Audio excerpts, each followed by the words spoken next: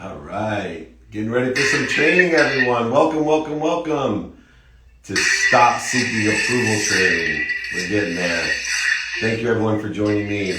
We'll have replays will be available, so don't worry. Email me, david@meltzer.com. If you want exercises, guides, my books for free on all these trainings, just david@meltzer.com. Thank you.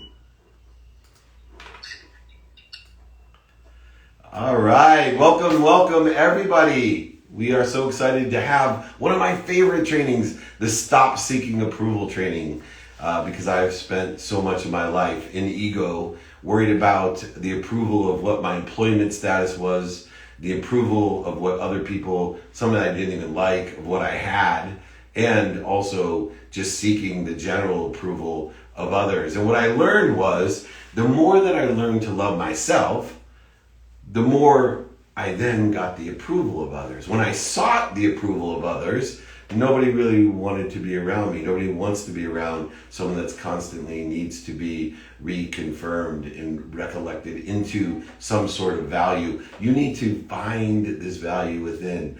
If you feel and need approval of others, seek your own inferiority.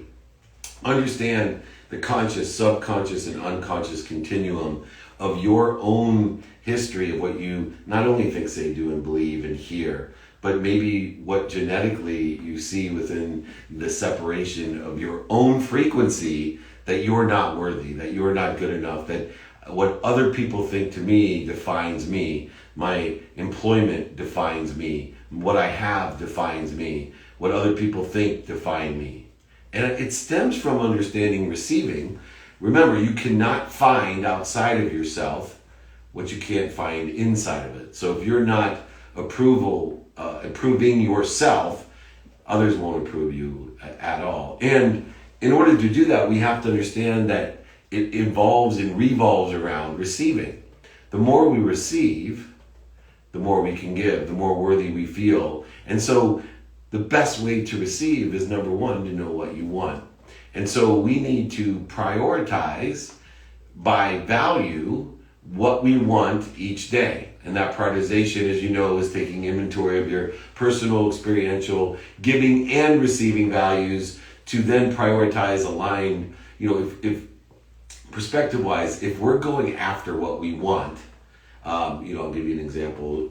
My value, when I was playing football in college, was about my status, what other people thought. The school I went to, the record we had, the position, how much playing time, and my whole self-worth was based upon the approval that other people didn't even give a darn about for me. And yet, if I would have taken inventory of my values, I would have been able to see how valuable I was. I would have been able to see and prioritize that, wow, I have extraordinary health, I have great family, I have great friends, I have all great education, all these things. But for me, if I had a lousy day, that would define me on the football field, that would define me. And then I would feel inferior, I'd feel separate, I'd feel bad about myself, seeking approval. Am I good enough? Tell me, how's my practice? Right?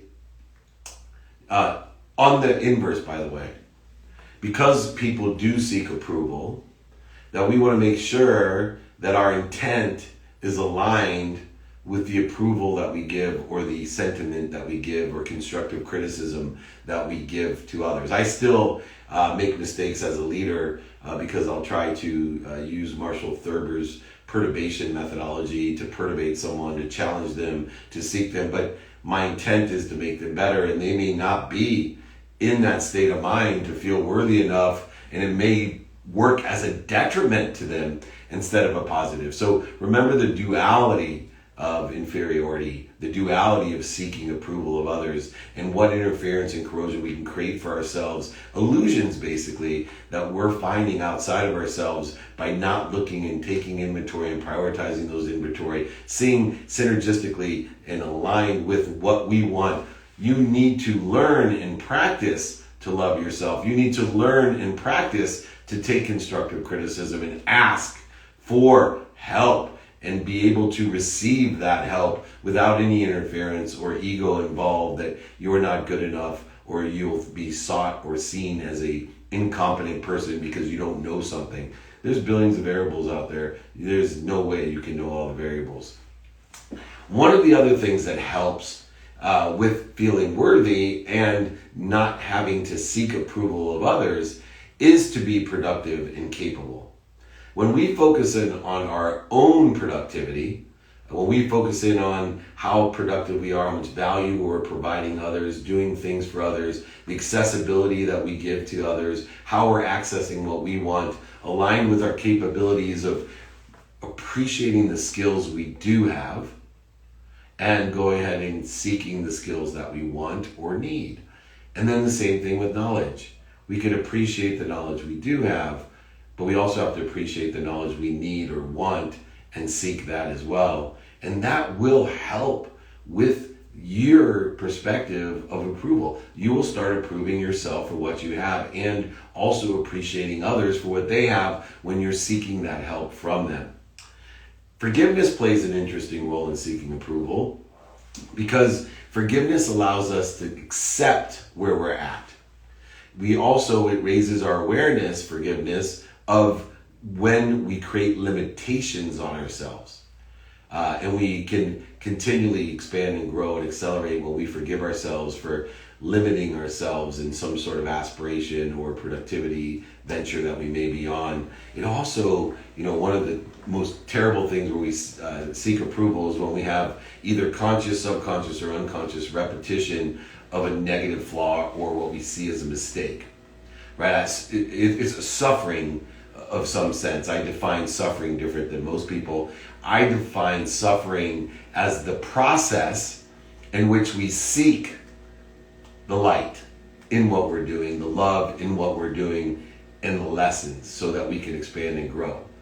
Suffering is that process of seeking light, love, and lessons in everything. And if we're doing that, forgiveness plays such a crucial role to stop us from seeking approval, because if we're seeking the light, the love, and the lessons, we then will not care or emotionally feel, right? Because we have control of not only our mindset, but our heart set of how we feel. So this is a way to take control of our heart set, the way we feel, by focusing in not only on productivity and capability, but forgiveness. Another thing that we need to do is what I do in business. I have a trust and vet rule in business. I trust everyone, and I take accountability for vetting them. I trust everyone. No matter who I meet, I look upon everyone as a sponsor or a power sponsor of me, meaning everyone that I meet, I look upon that they're looking to help me or know someone that can help me. But yet I vet them. How do I vet them? Not with scrutiny or skepticism. I vet them to align my truth with what they say, do, or hear, or say, or think, or believe. I trust and vet that they're aligned with my productivity and capabilities.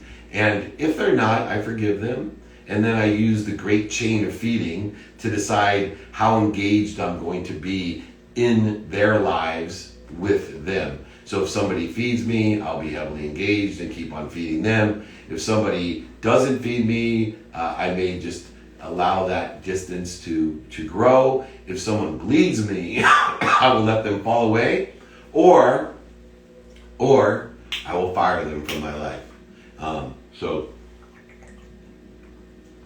Sorry, got that alkaline 88 cleaning my throats. Thank you.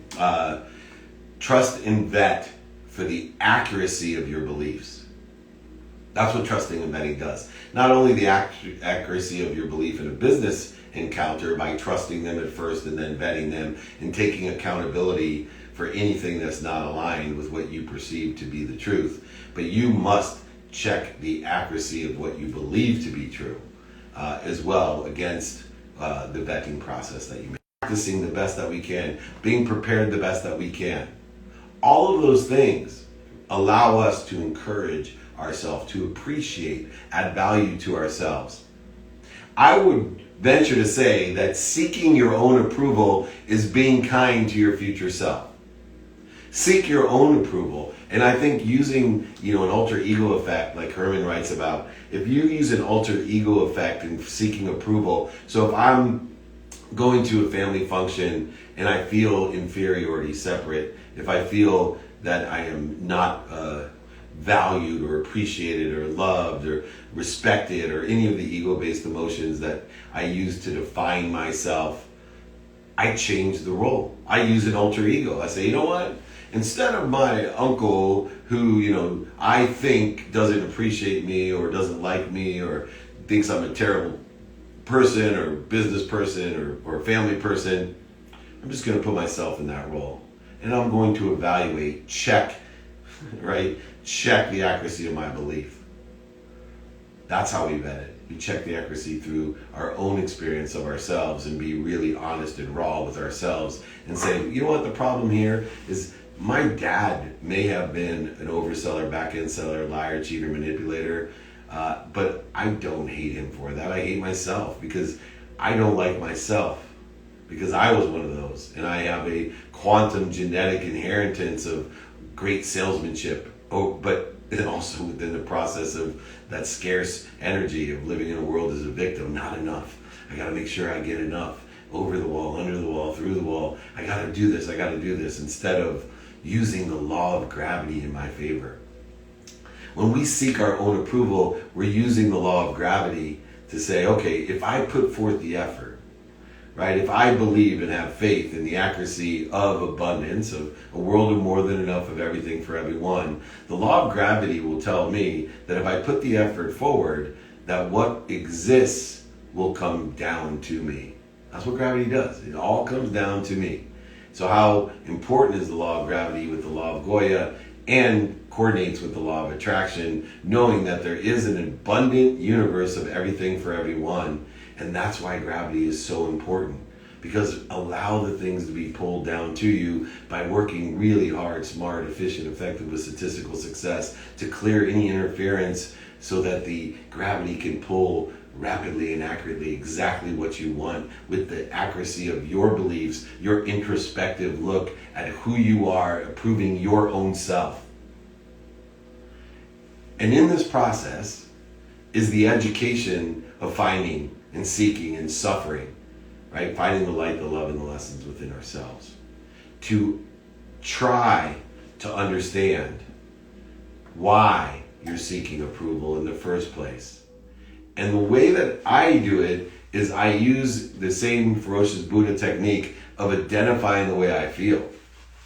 And so when I don't feel good, when I feel and understand that why do I care what that person thinks? That's usually the moniker of attention that I give to it. Why am I so worried what these people think of my training? I don't care.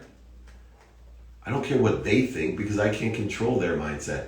But I can control mine, and I can put all my energy, emotion, and suffering towards my mindset that I'm going to educate and empower over 1 billion people to be happy. Whatever it is that I desire in my own existence with no judgments or conditions to others, but simply for me without judgment and condition. And I need to notice my self-talk and all the other things from taking inventory, productivity and capability, forgiveness, trusting and vetting and the accuracy of my beliefs, learning to love me, encouraging myself, being kind to my future self, and understanding that's why I seek approval.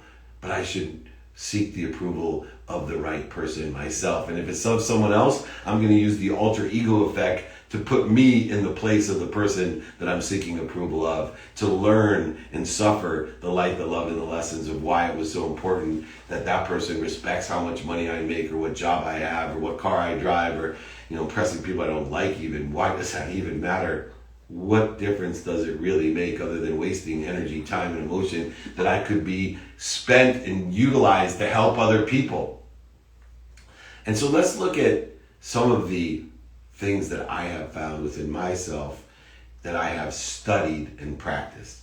Remember, in the context of what we're doing, this is a study. I pay attention to, focus in on with clarity, balance, and focus, balancing my values, and give intention through the law of Goya, what I think, say, do, believe, the self-talk and the vetting and the activities and the productivity and the capabilities, all of those things. And I take that attention plus the intention, and that's what allows the law of gravity to take over and the law of Goya to pull down to me everything and attract to me through the law of attraction what I want, and I practice it.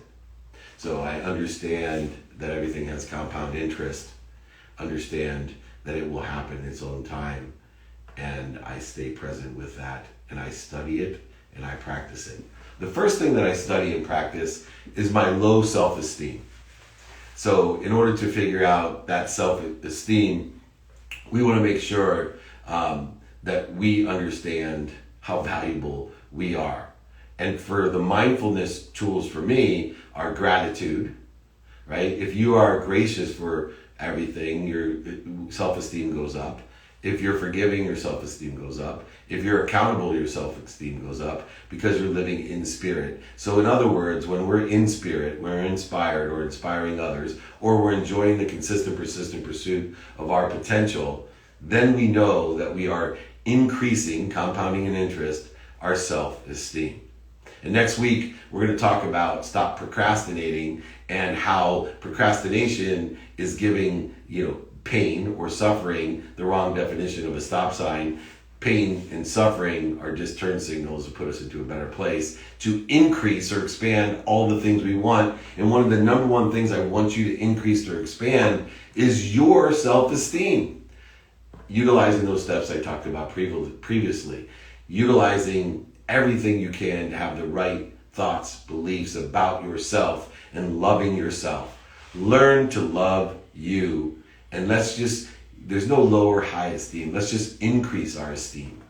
Let's increase our esteem. 2 times 4, 8, 16, incrementally grow, expand, and build and build. And the more you love yourself, the more others will love you. I am love, therefore I'm loved. Not I'm seeking love in order to get love. I am love, therefore others will love me. Great distinction of what we can use. The next one is do it now. Once again, staying present is the best way to effectuate this compound interest in our own egos. That employment status, what we get, what other people think. The ego is not your amigo when it comes to procrastination, like we'll talk about next week, but doing it now resolves all of it. When you're doing something now, we're focused in on the moment. And you can choose your actions consciously, leveraging your subconscious beliefs of what you have, and even your personality traits, your characteristics, obsessions, and addictions that exist in that continuum in your unconscious.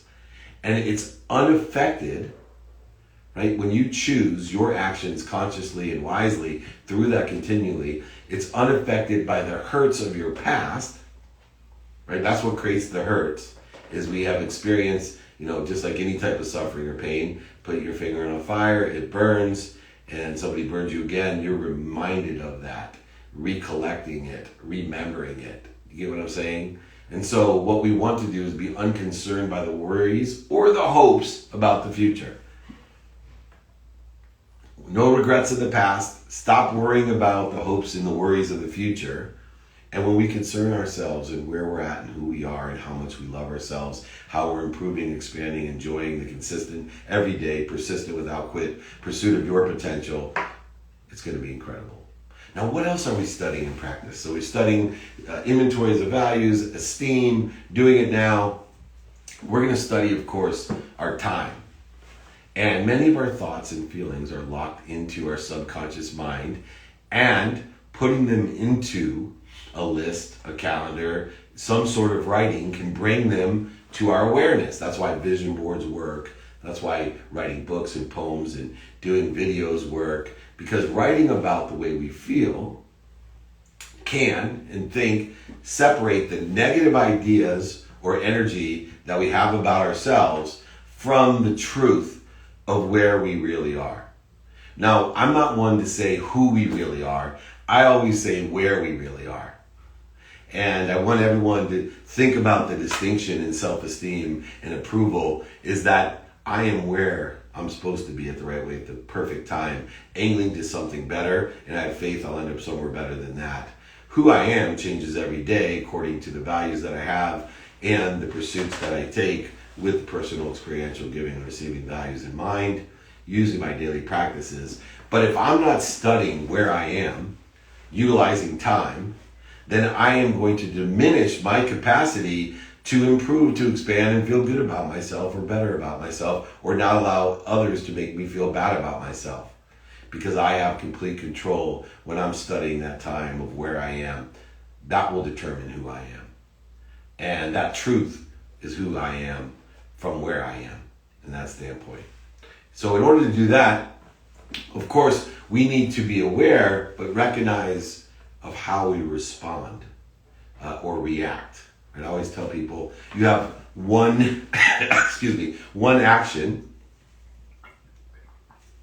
You have one action every day. That's why I meditate first thing of the day. I set myself off at the highest frequency. My today actually starts last night at 9 p.m., right? I think the best workout I do every day beyond the minimum of an hour a day on my health is the 8 hours or so of sleep that people get. That's the best exercise that you can have. And the warm up to that is what I call an unwinding routine in order to effectuate that warm up of what I want. And in order to do that, I have to wake up in the morning at my highest frequency and start meditating to find neutrality, which neutrality or truth is the highest frequency you have.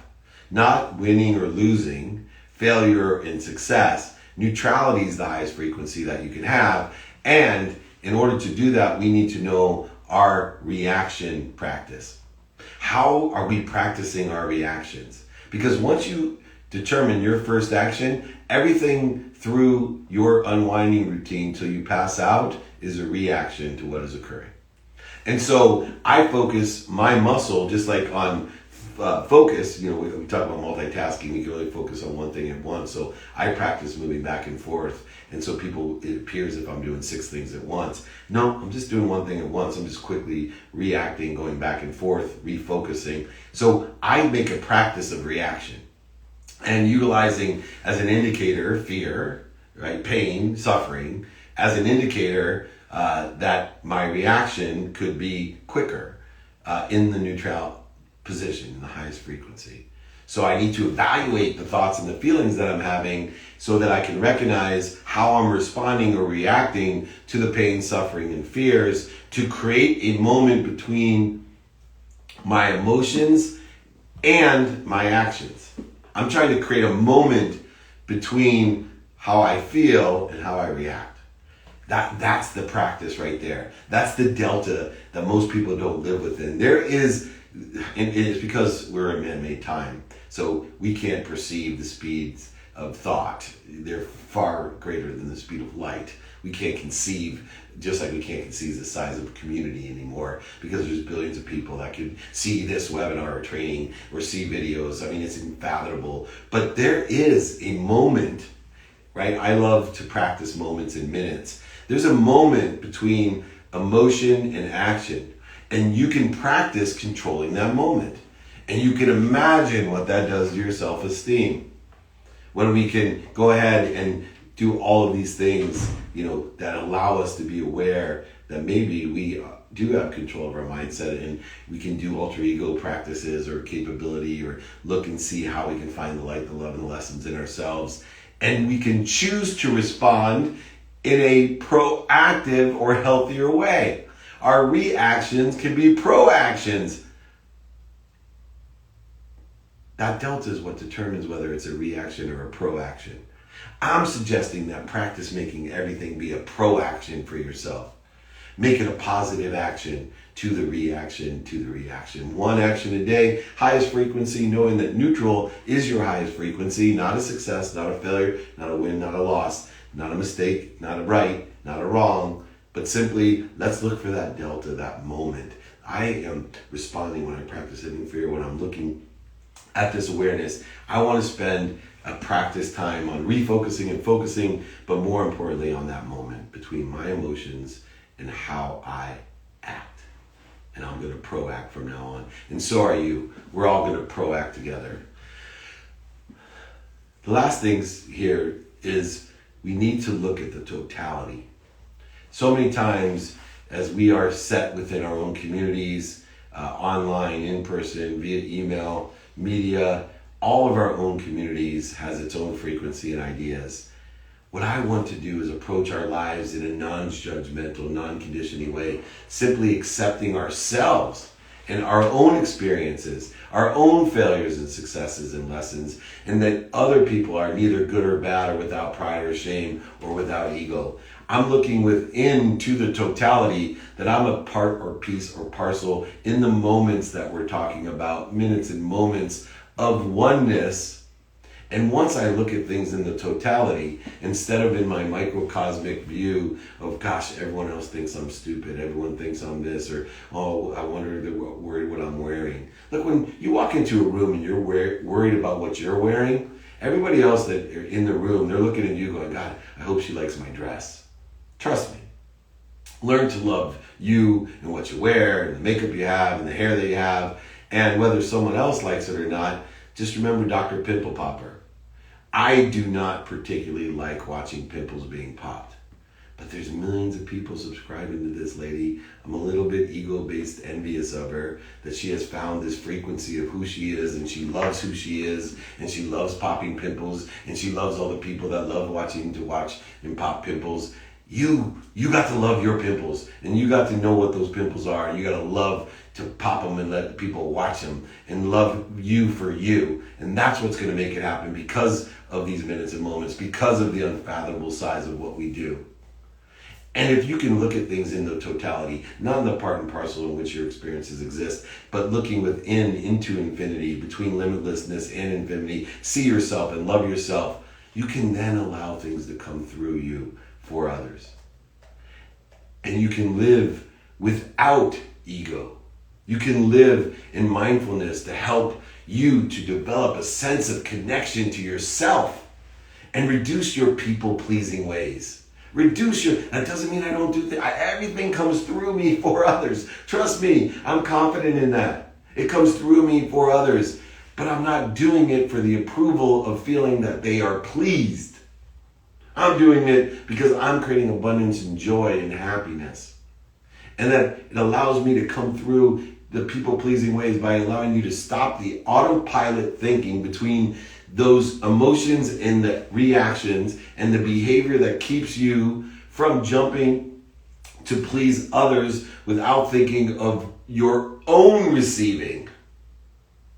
You need to think about you first. You can't give what you have. If you don't take care of yourself, you can't take care of others. The best way that we can is to understand that we have to allow things to come through us for others without all of those separations and interference and corrosion that we're talking about.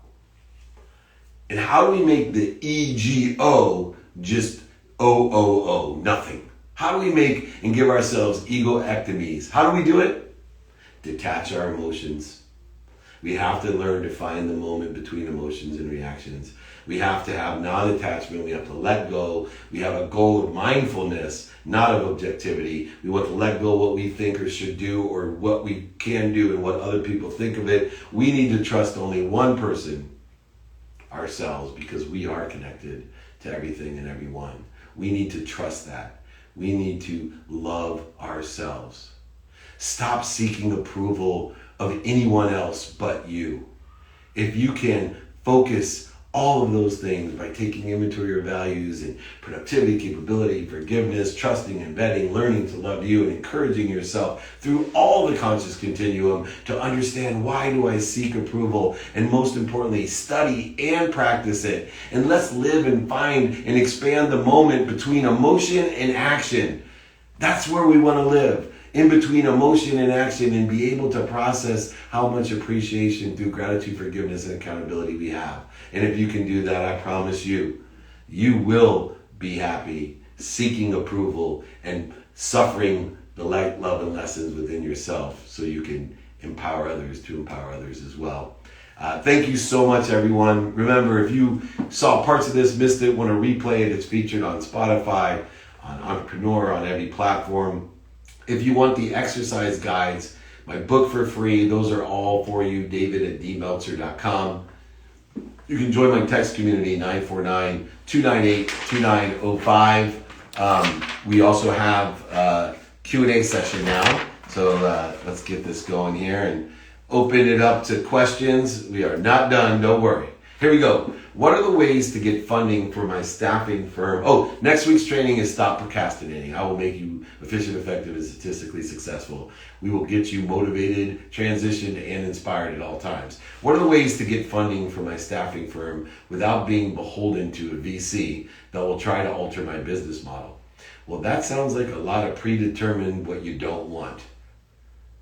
If I was raising money and I want to get funding for any one of my firms, I'm going to focus on the value that I provide, and I'm going to create a structure that anyone can invest for any amount. I could have two classes of investment, one for strategic investment, VC investment, that I can be very stringent upon the operating agreement and the control. And then I can have a general pool of investment where anyone that wants to throw a couple dollars at me because they love me, like me, believe in me, we can do that. And so what you need to do is get a little bit more than happy. Email me, david@dmeltzer.com. We have a private group that can help with this, networking. This is a very common problem. You're looking at things backwards. You need to look at the value that you have and create the necessary structures for investment in what you want at the valuation that you need and the timing and risk tolerance that's involved in figuring that out. I'm happy to help you, david@dmeltzer.com. Pointers on being better recruiter and overcoming mental blocks. Well, first of all, recruiting is sales. And the steps of those are: one, you need to get better at stimulating interest, knowing that 80% of the people that you talk to are not going to answer or respond. Also know that what you're looking for through an ask and attract strategy is people with an open mind. So my philosophy in recruiting and selling is I just need to find someone with an open mind so I can ask how I can be of service or value to them, and then lead them through closed-ended questions to see if they can help me or if they know someone that can help me. And on average, people know about 1,000 people that can help, so I can reach thousands and thousands of people in person, on the phone, email and media, radio, print, TV, social media. I can hit them all up. And I assume in that process of stimulating interest, in transitioning the interest, once I do have it stimulated, I get mental blocks of sharing that vision. How do we overcome mental blocks? Well, we have to practice and study. So one, identify, number one, what you're afraid of, what your block is. Two, stop doing it. Breathe. Think about how separate you are. Think about, some of the key mantras that everyone can use if you have blocks is, this is effortless. This is effortless. It'll all happen at the right way at the perfect time. I'm exactly where I'm supposed to be. I'm just angling, utilizing the law of gravity, the law of Goya, getting off my ass, and the law of attraction to allow what I'm already connected to come to me rapidly and accurately. The more that you combine those two and then overlap it with faith that you're going to end up somewhere better, your statistical success will start compounding in interest and allow you to get what you want rapidly and accurately. How to practice accountability. How to start taking baby steps when it's not normalizing. Yeah, so especially younger people, accountability is a habit. Right? Number one, distinguish between accountability and liability. Okay? Because we live in this pragmatic world with rules, laws, regulations that dictate liability, which indicate damages of who can we get rewarded by, etc. And make sure, that's not blame, shame, and justification. That's just living in this pragmatic world and making sure that you understand the difference between liability. Even if you're liable or not liable, someone else is liable, you still are accountable 100% of the time. And the way that we practice it is we see how many times during the day that we can ask ourselves, number one, what did I do to attract this to myself? I got a ticket. What did I do to attract this to myself? Someone hit me from behind. What did I do? They didn't call me back. What did I do? That person is mad at me. What did I do? That person's not fair to me. What did I do to attract it to myself? And what am I supposed to learn from it? Suffering is the process of seeking the light, the love, and the lessons of what we're accountable for. Everything. So the more you can practice accountability, the more control you have in your life, the better you'll feel about yourself, because you'll have control of your mindset and your heart set, which then will indicate and dictate the actions that you take between what? Emotions and actions, that delta that we want to live within, with the highest statistical success and appreciation and happiness. How's my man? Oh, Cliff, I'm doing good. Thank you very much for that. I miss you, my brother. That great family's up there in Vallejo, California. I work on computer and phone for about 10 hours a day and feel really exhausted by 5 or 6 p.m. How can I improve my ability to work longer? First of all, you don't work. Come on. Don't work. Have activity you get paid for, an activity you don't get paid for. Give yourselves minimum amount of times according to your values, personal, experiential, giving, and receiving values. So 2 minutes a day is worth more than 2 hours on a Saturday. You know, if you have activity you get paid for 10 hours a day on the computer and the phone, well, what we want to do is make sure that you also have a minimum of an hour a day on your health. Maybe a minimum of a couple minutes with your mom or your girlfriend or wife or boyfriend or brother, or whoever it would be. Start setting your non-negotiables like I have, combined with the activity that you get paid for, and then systematically look at getting more efficient, effective, and statistically successful at what you're doing by utilizing a Meltzer kaleidoscope, a little bit of ego there, a Meltzer kaleidoscope, a lens of productivity. How much value are you bringing during that 10 hours? Accessibility, how truly accessible are you during that 10 hours? And of course, gratitude. You know, taking that suffering, the seeking of the light, the love, and the lessons and everything, and finding it, finding the lessons, knowing that pain is just an indicator. And so if you take your non-negotiables, you know, a minimum of an hour a day on my health, a minimum of 30 minutes with my wife, a minimum of 30 with my 10-year-old, a minimum of 2 minutes a day with my teenagers, a minimum of 1 minute a day, which is the most important person in your life, minimum, make sure they know you're happy, you're healthy, you love them and appreciate them. Utilize your non-negotiables in order to counterbalance and allow for you to take a vacation every day. Take a vacation every day. Have activity you get paid for, maximize in your life. Make sure that you are taking inventory of values. Perfect. How do you make sure you don't cross the line of becoming too egotistical? So ego doesn't work that way, that you could be too egotistical. You could live too much time where? In ego-based consciousness. So number one, you want to identify what your ego-based consciousness is. Everyone has a primal ego, which is, you know, flight, fear, feed, and the other F word. And then everyone has, in varying degrees, a secondary ego, secondary fears that exist. For me, I've prioritized those to work on them. One is the need to be right, the need to be offended, the need to be separate, inferior, superior, anxious, frustrated, angry, worried, guilty, resentful. All of these just allow me to cross the line. So if I can identify when I'm in primal or secondary fear, and I can stop, not resist, but just stop. Remember, neutrality is the highest frequency. Neutrality is the highest frequency. Not resistance, not success, not failure, not losing or winning. It's simply neutral is the highest frequency that allows the law of gravity, Goya, and attraction to take place so that I get what I want more rapidly and accurately, allow it to come through me with appreciation, with gratitude, and me adding my values to it to give it away to everything else I'm connected to, increasing, expanding everything that I'm connected to. In other words, empowering others to empower others to expand, to grow, to be happy. So you can't become too egotistical. What you can do is stop, drop, and roll quicker and spend less time in ego-based consciousness. That should be your perspective. Nobody's too egotistical. We all should be on a journey of practice and study of spending less time in ego-based consciousness. Next question. Excuse me. Thank God for Alkaline 88. You're right, Portnoy. Here we go. What emotional steps can you prepare yourself with when you know you have a separate yourself from someone you care about? So remember, on the great chain of feeding, people that feed you, you want to feed. People that don't, you want to separate yourself in varying degrees, depending on how that relationship works and looks. And then most importantly, those people that bleed you, you have to let them fall away, or if it's critical because they're bleeding you into great detriment to yourself, you need to fire them.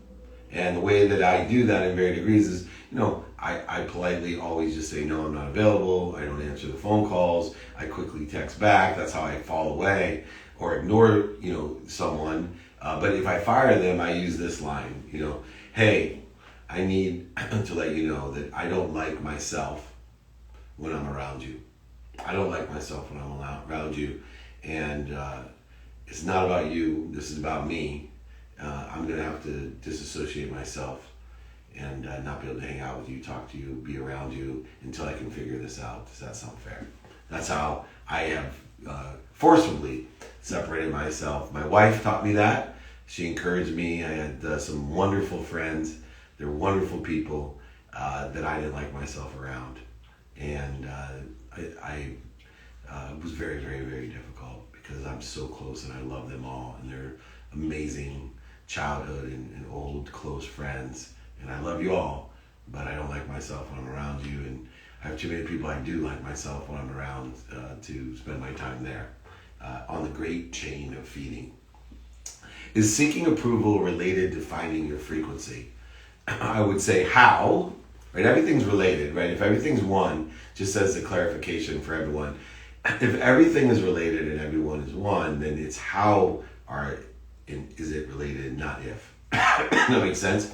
So seeking approval related to finding your frequency. So how finding your frequency is related to seeking approval? Well, if you are at a certain frequency and you have a strong signal, it's going to be diminished if you're seeking what other people think of your frequency, because you're not going to have a true signal. You're going to be wishy-washy, camouflaged. I'm a Republican, I'm a Democrat, I'm an independent, I'm yes, no, maybe, all the time going through a party with 6 different opinions. In order to strengthen your frequency, to have a strong signal and a specific spectrum, like my Dr. Pimple Popper example, and have a clear message. That's how it is relative to approval, because if we know our frequency, we have a strong frequency, we're not going to seek approval. It comes within. We're going to consistently try to expand and grow that within ourselves to strengthen our own signal, work within the spectrum of who resonates with that, and have a very clear message, knowing it's not what I think, say, do, or hear. It's what they hear, think, say, and do from my frequency of what being attracted, and trust in that. How do you find heart set and stomach set? Heart set to me is how you feel. Stomach set is intuition. In many cultures, the stomach is where the main meaning exists. Your source exists. Your intuition exists. And so we have mind, body, and soul. Our mind, our body's run by our heart, how we feel, and intuition.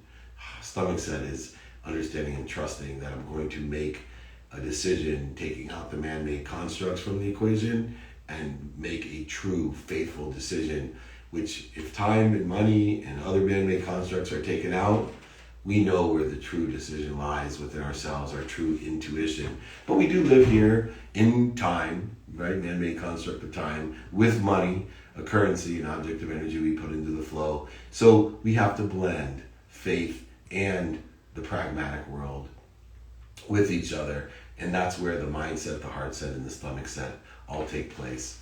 How do you translate / communicate unaligned values after you have determined that the vibration was no good? I.e., how do you fire them from your life? Kind of answered that already. I tell them I don't like myself. I take accountability. I have forgiveness and gratitude for all of those, and I allow them to know that it has nothing to do with them, right? Because I can't find outside of myself what I can't find inside. So I don't like what I'm finding inside when I'm around you, so I got to figure that out, and I'm not going to be around you anymore. And it's all about me. No offense, please. I love you. I appreciate you. I still do. The friends that I've had to fire, I still love you all and appreciate you. I just don't like myself in that chain of bleeding. Your example about football totally resonates with me as a former pro baseball player. Always doing things for outside approvals with coaches, scouts, managers, etc. Became so obsessed. always lurking around the corner to evaluate me, that I became so obsessed with doing things to look good to others instead of focusing on what I could control myself. Oh my gosh, how many times do we practice so hard, all to improve ourselves, and then we get up to bat and we start worrying about everybody else, and we create interference, voids, and shortages from what we had expanded and grown with and our true potential. And it actually cancels out the enjoyment of the consistent, persistent pursuit of our potential when we start looking for that and seeking approval and worried about that. Post-pro sports, it wasn't until I recalibrated and learned to be present with myself that I grew.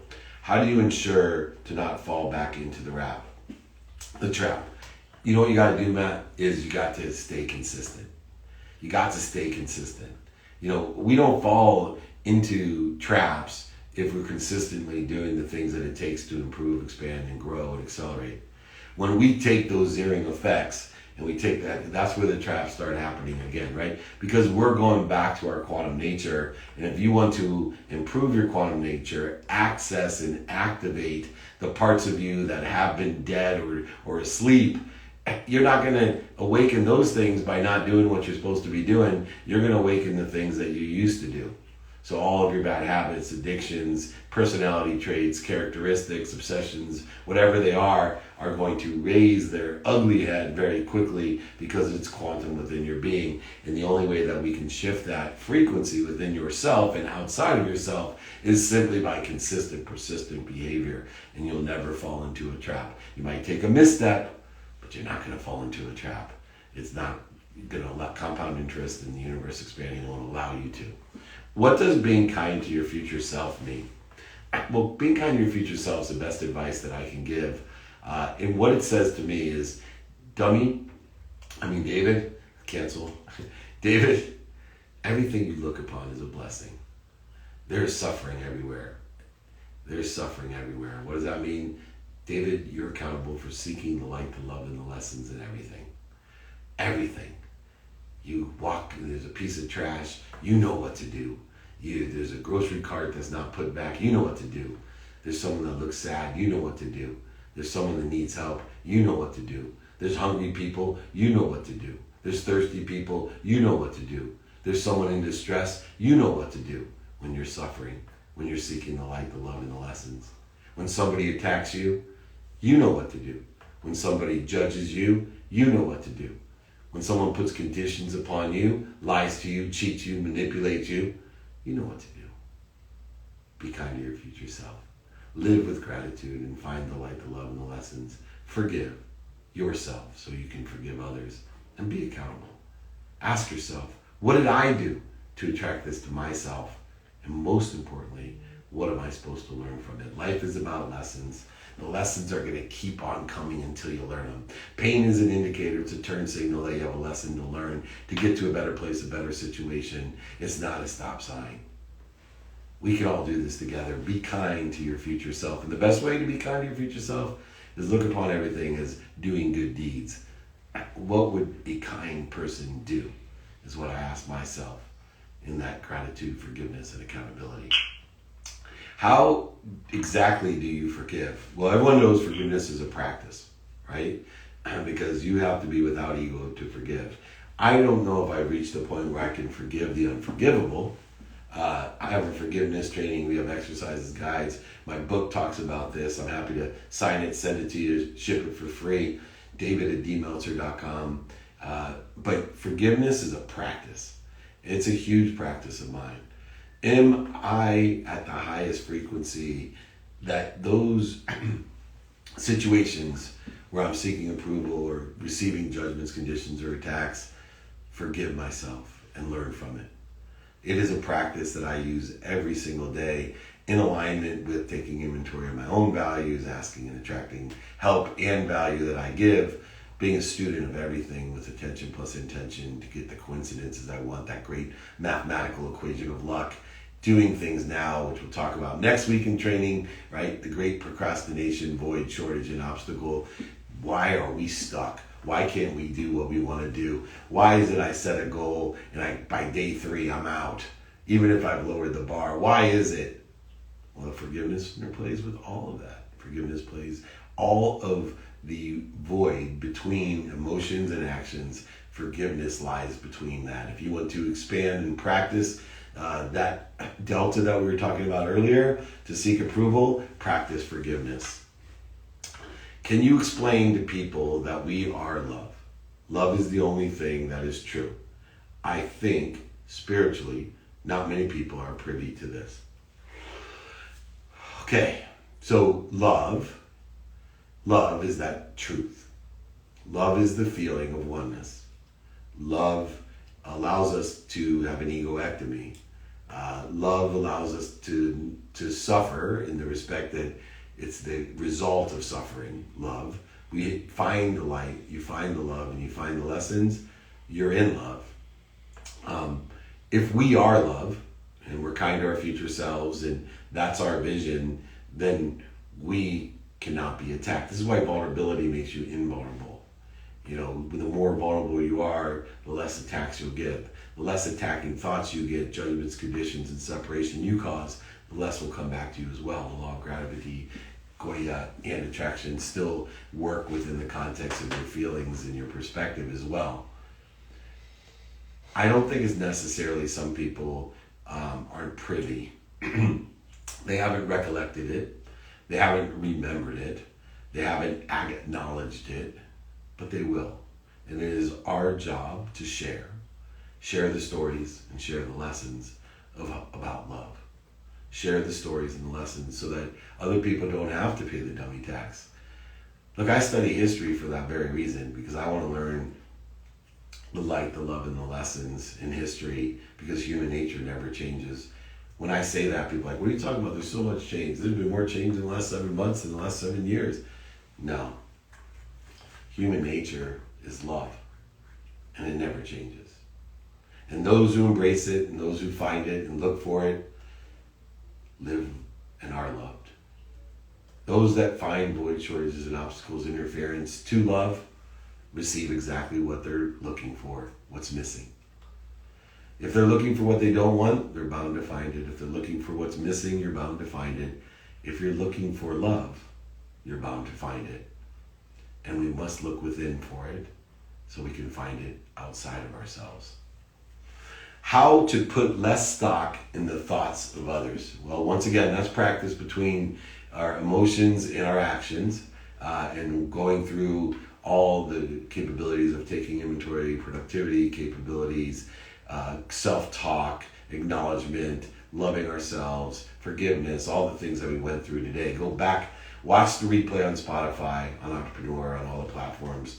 Check out the playbook. You'll see it there. Go study this stuff. It's part of the practice. The more you listen to, hear, speak, say, do, all of these different things, you start realizing. Also use the alter ego effect. That's one of the first things that I do is, there's people out there, trolls, people, haters. I put my ego over and use myself as the attacker in order to facilitate understanding why I need the approval. And I see myself in whatever face used to be on the attacker or the approval that I want or the person I want to please. I just go ahead and say, I'm going to do all this stuff no, not for her, for me. I'm going to go ahead and use my alter ego effect. And I start doing things for me. Why? Because I'm very confident and intentional that everything's going to come through me for others. And with that confidence, I am unapologetic about my actions, even if I've made mistakes. Because I am consistently suffering, seeking the light, the love, and the lessons to improve, expand, and grow from what I'm doing.